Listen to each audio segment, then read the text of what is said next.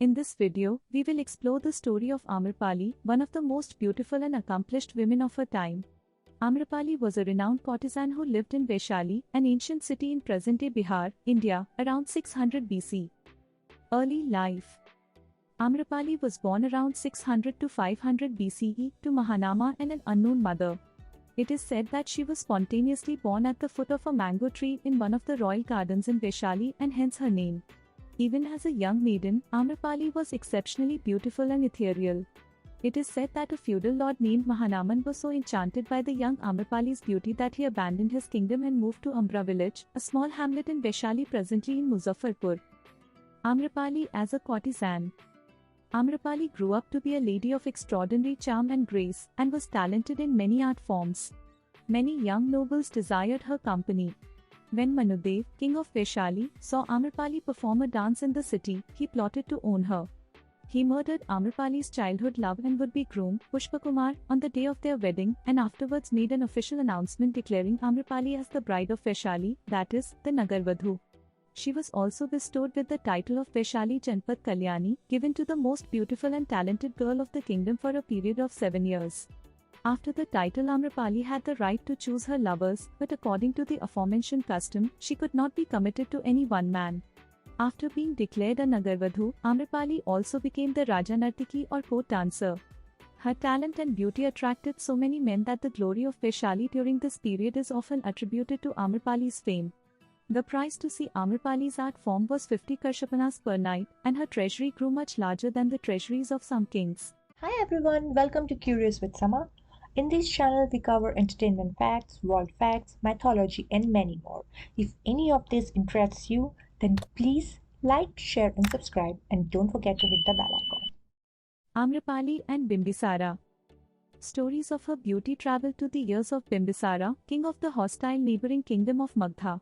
He attacked Vaishali and took refuge in Amrapali's house. Bimbisara was a good musician. Before long, Amrapali and Bimbisara fell in love. When she learned his true identity, Amrapali asked Bimbisara to leave and cease his war. Bimbisara, smitten with love, did as she asked. Later, Amrapali bore him a son named Vimla Kondanna. Amrapali and Ajat-Shatru. Ajat-Shatru was Bimbisara's son by Queen Kosla Devi. He later invaded Vaishali due to a dispute with his brothers. He was so moved by Amrapali's beauty that when she was imprisoned, he burned the whole of Vaishali. Almost everyone died in the massacre, except his beloved Amrapali, but when Amrapali saw the condition of her motherland, she renounced her love for him. Amrapali and the Buddha. In Buddhist records, Amrapali is noted as having had the opportunity to serve food to the Buddha during his last visit to Vaishali, shortly before his death. Once Amrapali attended Lord Buddha's sermon at a nearby grove and was very deeply moved. She paid her obeisance to Lord Buddha and then invited him for a meal at her quarters. He consented to her proposal with silence.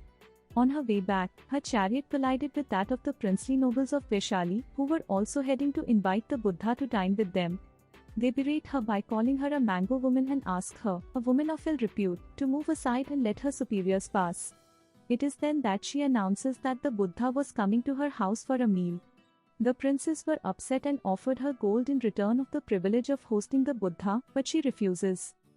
Buddha also turns them down, having already committed to Amrapali. Buddha recognized her beauty and advised his disciples to be mindful of her presence, otherwise they could become infatuated with her. Amrapali received the Buddha with her retinue in her grand residence, which had been specially decorated for the occasion. It was no less than the palace of any king, such was the wealth she commanded. Amrapali was completely smitten by Buddha, and at the conclusion of the meal, she offered to the Buddha and his order her entire property including her mango groves, which became the venue for several sermons on mindfulness. Soon thereafter, she renounced her position as a courtesan, accepted the Buddhist way, and remained an active supporter of the Buddhist order. She dedicated her life to the service of the poor and the destitute. On growing up, Amrapali's son from Bimbisara, Vimla Kondanna, also became a Buddhist monk and a renowned leader. So that's a wrap from today's video.